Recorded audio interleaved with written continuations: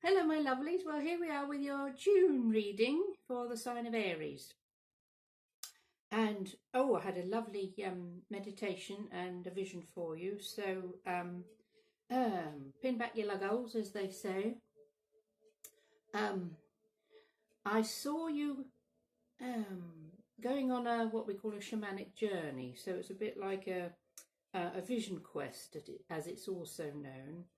And you were on your own. You just gone into the they said like the high Sierras in America, so it's sort of mountains, desert, rocky outcrop, that sort of thing. And you'd built a fire and you laid out your sleeping mat, and the fire energy was very, very important because you are a fire sign ruled by the planet Mars. And I saw you seated, staring into the fire, and it was just as it was starting to get dark, and you were throwing into that fire all those things that you no longer wish to carry in this lifetime. And there were things like anger and bitterness and resentment and sorrow, grief, misunderstandings. And it seemed that it was a ceremony, it was a sacred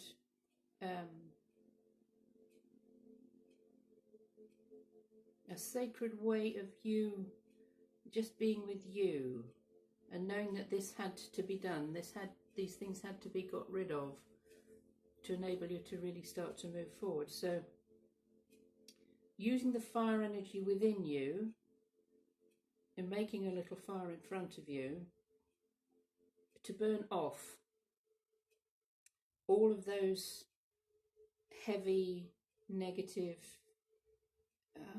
feelings, emotions, parts of you that no longer apply as to who you are becoming, your true selves. And so then I saw you lie down on your sleeping mat beside the fire, looking up at the stars, thousands, millions and squillions of stars above you, and just having this sense of, well, if the wolves come and eat me up, so be it. If the snakes come and bite me, so be it. I surrender and release. I let go. I just let go of everything, and I'm just going to be, and contacting that sense of creation of all that is, being at one with all of this incredible energy. So there was no sense of fear, there was no expectations in a way. It was just you being very happy to release, surrender, let go of all of those aspects that you'd been clinging to for a very long time, that brought you to who you are now. And then a sense of that energy was hand over all of those experiences that you've had, but keep the lessons learned, keep the empowerment that you have stepped into from experiencing all of those things, but hand over, surrender, release all of the negative emotions associated with it. And then just as the dawn was coming up, so it's that magical time between like what we call twilight. So you have twilight in the evening and you have twilight in the morning, just as the stars are disappearing and the sun starts to come up.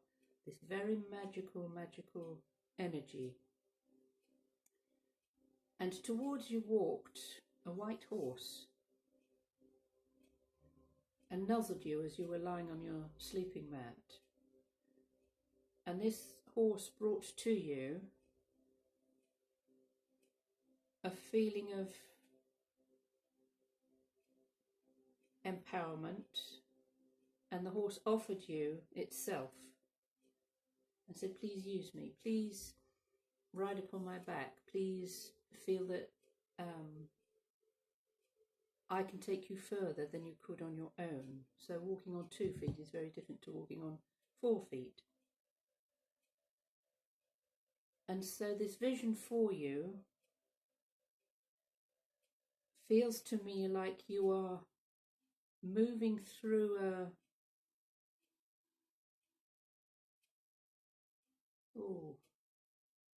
cycle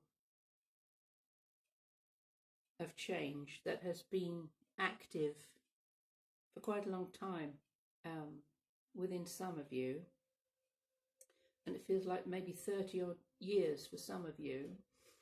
I know some of my viewers, you're not that old, but for others it can be. So even if you aren't 30 years old, the cycle still applies, because it can apply to your parents, to your grandparents, to your siblings and others around you who were around at that time. And so this purging, clearing, healing energy is going back along the old timeline to affect your parents, to affect your grandparents, your aunties, your uncles, your siblings, family, all of this family energy. And so whatever you might have carried over through that family line, through the DNA, is now being purged with that fire energy. And the horse is very, very important, because horse energy is your own personal power. And through our upbringing, we learn about power and how we can feel powerless because it has never been given to us, or we've given it away to others in our lives. And so to suddenly feel powerful again, or you may never have felt powerful, can be quite disconcerting. So the vision of the white horse coming to you through that magical twilight time is a gift from the universe. And it is because you have released so much stuff in your lives. So it says the horse energy. In understanding the power of horse, you may see how to strive for a balanced medicine shield. True power is wisdom found in remembering your total journey. Wisdom comes from remembering pathways you have walked in another person's moccasins. Compassion, caring, teaching, loving, and sharing your gifts, talents, and abilities are the gateways to power. So when we feel empowered again, or as I say, for the first time in your lives, it's not using that power in a negative way, not overpowering others or pushing people down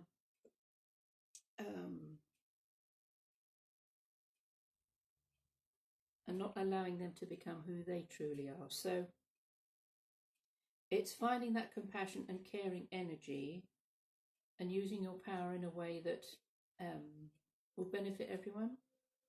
So with the horse,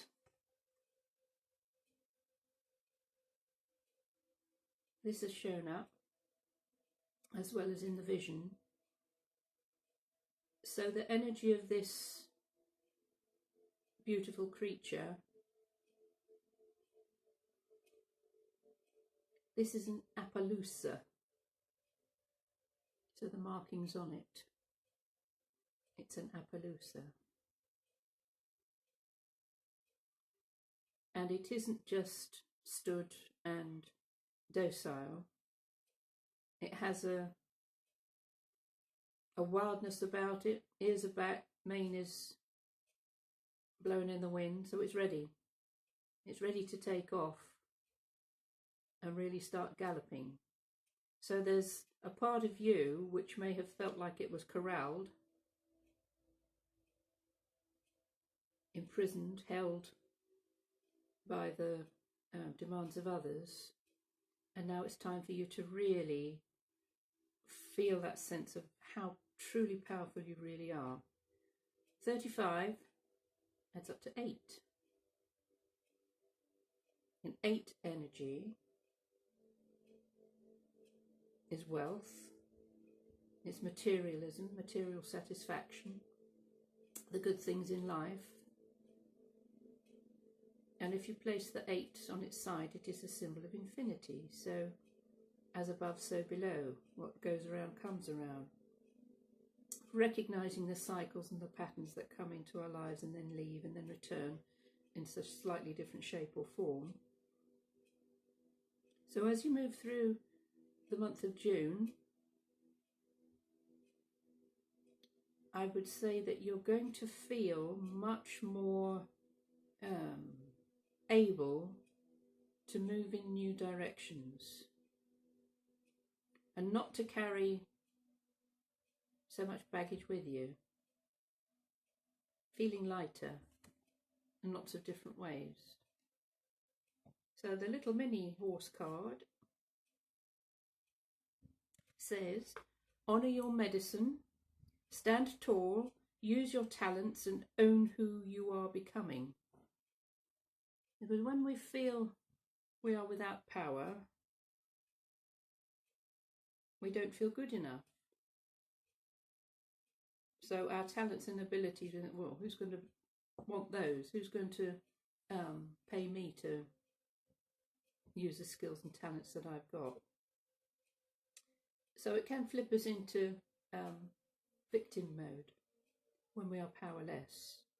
But this energy of June is pushing you forward to say you are extraordinarily powerful. Not everybody's going to want what you've got, your talents and abilities.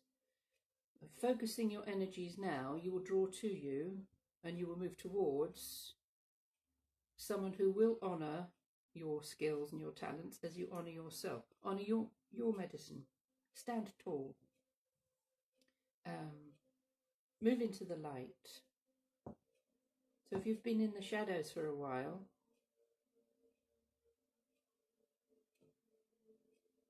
there's a part of you, like you're, so in the vision with the horse coming along, it feels like he's nudging you. Come on, stand up, stand tall, stand in the light. And as the dawn actually rises and the sun rises, there's a spotlight shining on you. Now we've got a couple of little cards here. So the angel card is patience and the self-mastery card is caring. So I feel so for Aries, patience. Ooh, how do I be patient? But if you look at the little angel there, she's sitting knitting. She's got a little ball of wool and she's knitting away. So it's having the patience to follow the pattern, the new pattern, not the old one, the new pattern that's showing up for you. And also during the within the vision, I was shown a map, and I heard the words unfolding. So we sometimes hear people say, oh, it will all unfold in time, which implies that something is folded. If something is to unfold, that something is actually folded up. So the map, as I saw it in the vision, like a blueprint, and it was folded. So, you know, when you're going out orienteering or you're going camping or whatever, you take a map, or you're driving somewhere. Yes, I know we have sat-navs, but if you take a physical map with you, it will be folded. So when something is unfolded, you see it clearly. However, when it's folded, all those bits are actually touching each other. So this is, to me, past, present and future are all touching each other. So timelines are touching each other. So there are 4 layers here in this piece of paper. So along the creases, everything is touching each other, touching itself. So as we start to undo or unfold the maps in our lives, that's when we see the bigger picture. But when things are folded together, it's like a coalescence, a coagulation of energies. And it's a bit like, I've planted some vegetable seeds and had a runner bean. And when they started to grow, and it's just, oh wow, it's so exciting to look at them and watch them bursting out of these little beans. And I'm thinking, wow, look what was contained in that tiny little dry pod. That to all intents and purposes was just a little bit of nothingness. But when it was put into some soil and some water was added to it and the sun shining on it, it had to burst forth with this sense of excitement and revelation, because it knew within that little pod was this blueprint, this map of a very large growing vegetable that wants to reach for the skies. So we are all little pods, we're God seeds, and we want to burst forth.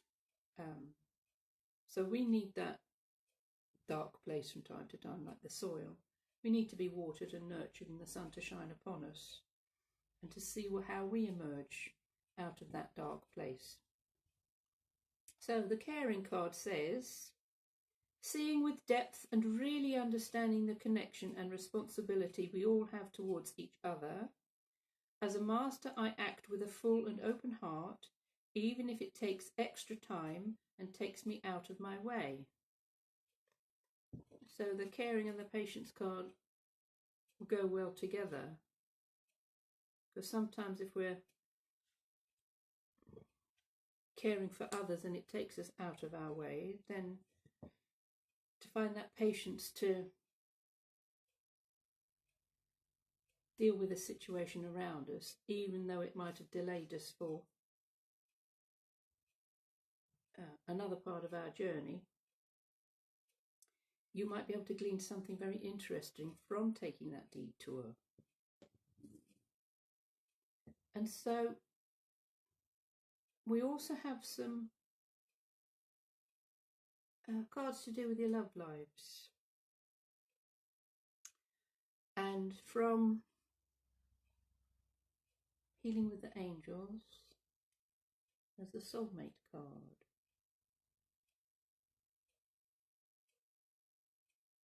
And this is lovely because this says to me, the work that you're doing on yourselves, the inner work, the clearing, the purging, the healing, the releasing, ridding ourselves of old emotional baggage is vitally important, even though it can be painful to let go of things, even though it can be painful to feel alone or feel like you are on your own. But once we do let go of stuff, then that frees us up to bring this to us, the soulmate energy. So if you are singles, be aware of what you are or maybe need to let go of, clearing it away, making room. You will draw to you this soulmate energy. If you are in a partnership with somebody, this can be you moving your relationship up into another higher vibration. So if you've been through a bit of a tough time with a partner recently, clearing away all of those negative feelings you may have around your partnership, both of you doing it, not just the one. And then you can move this relationship upwards, bringing this feeling of co-creativity, interdependence, not codependency. And if you notice the artwork, it's two kids. So you may find that your dreams of who you've wanted to bring into your life stems from your childhood. And it's letting go of any destructive habits or patterns, or how others might have tried to swamp your dreams. So the messages some of our family can give to us when we're little is, oh, you'll never amount to anything, or you're never going to achieve that in your life. So try to wipe away your dreams of who you know you are, who you know you can bring into your life. Finding forgiveness and compassion for those people who have said those things to you, because it was only from their sense of lack or their family patterns of negativity that they've said these things. So once we acknowledge that and recognize it, we can surrender that and release it. And that's when this energy really gets activated. There are so many of us now who are recognizing the old patterns and programs that we've been running for years and years and years, and seeing how they no longer fit, they no longer suit us. They are not who we are, not who we truly are at all. So once we recognize them, we can cease playing those programs or living out those patterns. And in their place, we bring in a fresh, new, vibrant energy, which is so much more healthy, so much more grounding and loving, and it's not about competition or this codependency. It's co-creativity, interdependent relationships. And so the last card is the Romance Angels. This is lovely. Romantic feelings.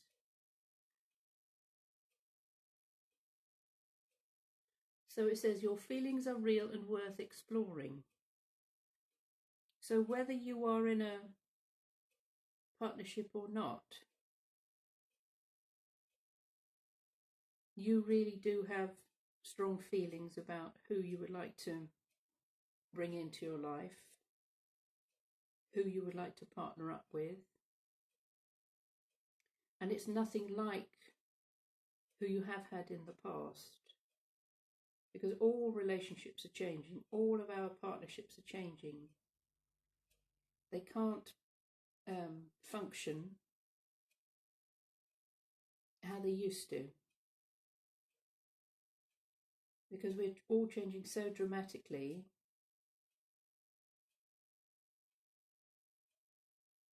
We are living our lives in such a way now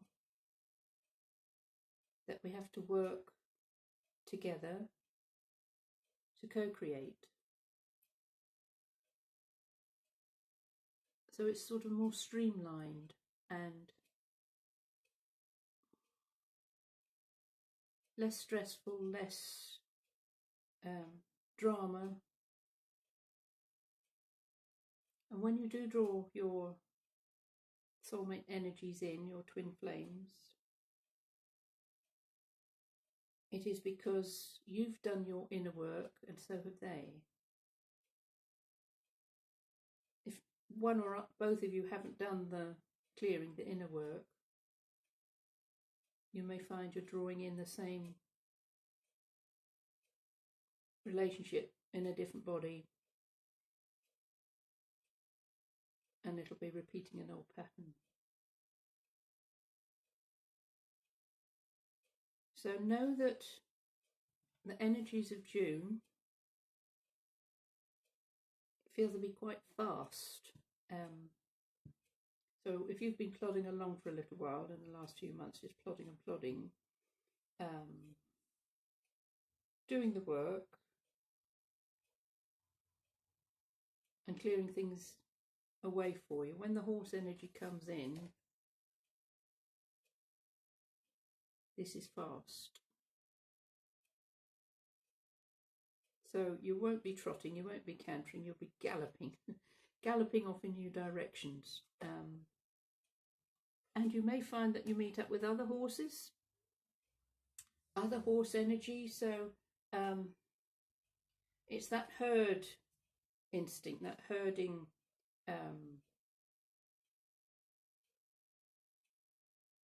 group community energy that has a fertility to it. So this sense of bringing a group of people together, like-minded, seeing something ahead of you and saying, right, that's where we're all going, and just off you go. And it's almost like a group soul energy working through all of you as individuals, but also in a group, and finding a balance of feeling empowered, not overpowering others. Yes, there might be a head honcho, a head of the herd,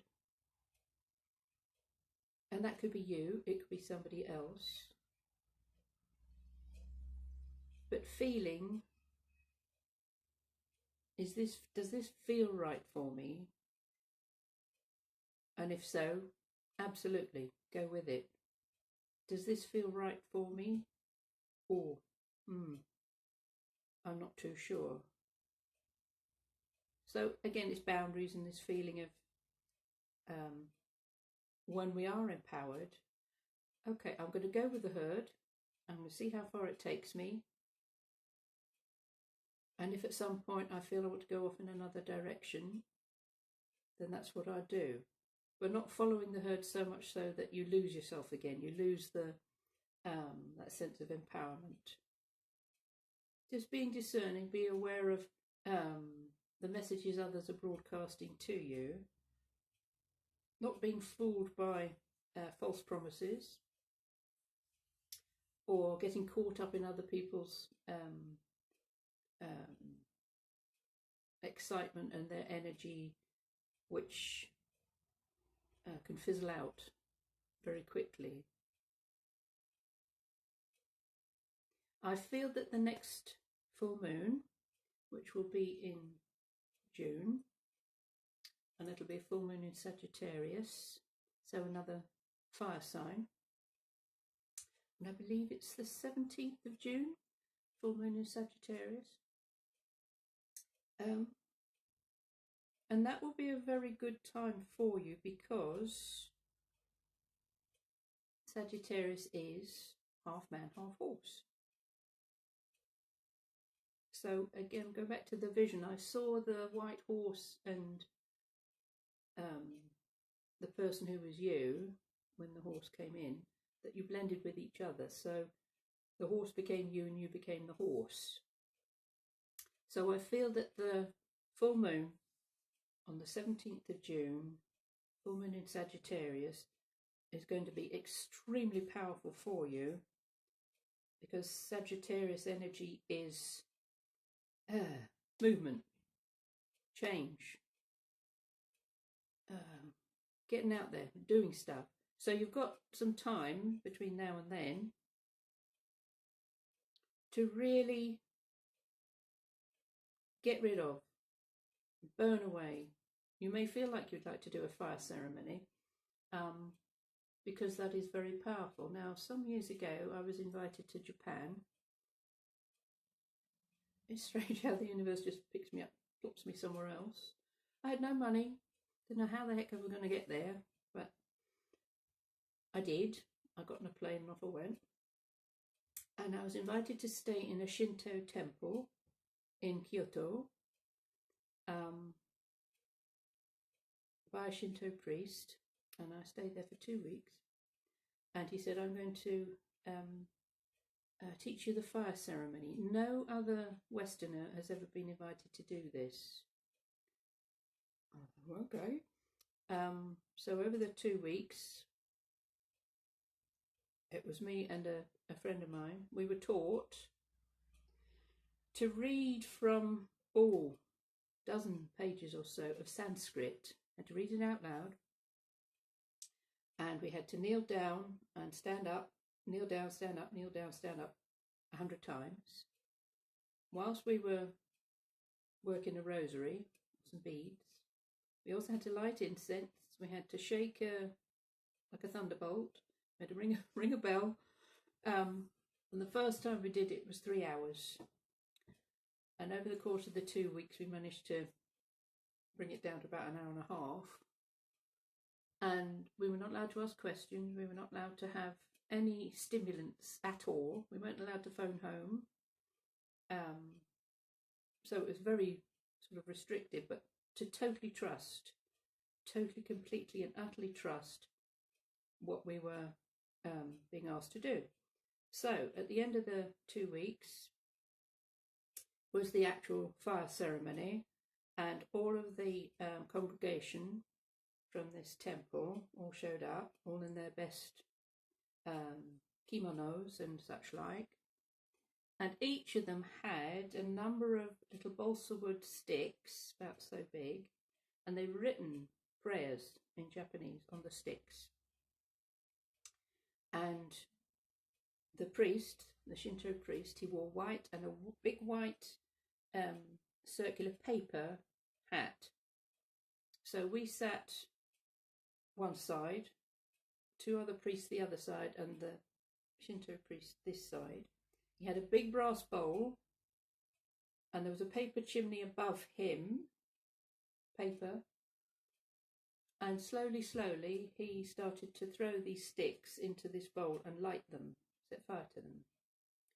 And we were all chanting. Don't ask me what we were chanting, but we chanted. So did the whole congregation. And faster and faster, he was throwing these sticks in that had all been written on. And it got hotter and hotter and hotter and hotter as the energy started to build. And the smoke was going up through the chimney. And it rose to a huge crescendo when all of these little sticks had been burned. And at the end of that, I almost collapsed. I had the most excruciating migraine. I was like the top of my head had felt like it had blown off. And then it was explained to us what this ceremony was all about. Because fire is purification. Fire will purify everything that it touches. So all of these lovely people, the congregation, had written prayers to their ancestors. They'd written prayers to about their families. They'd written prayers for all sorts of things. And they'd been bundled together and lovingly handed over to the priest, who then, as I say, put them in this bowl and set fire to them. So I had some myself, which I wrote on. And at the end of it, it was just like this huge release of negative energies, but also sending out these prayers for good things to come to the people as well. And a lot of things in my life after that were deleted. Old patterns, old programming was completely deleted through the course of this 2 weeks there in this amazing ceremony. So I don't think you have to go to those lengths to clear things in your lives, but writing things out on paper and then burning them in a ceremony and just letting it go, because the flames will purify and the smoke takes the message to the heavens, where the requests are heard, and this ability just to release things and let things go. So I hope that's been of some help to you, my darlings. It's yeah, a little bit different from our usual sessions. Just be discerning with who you give your energies to. Be aware that you are taking back your energies, your sense of power, and using it wisely. So thank you for watching. Thanks for liking and sharing. If you want to get in touch with me for a private session, all the details are in the box below. So for now, have a great June, and I'll see you next time. Bye.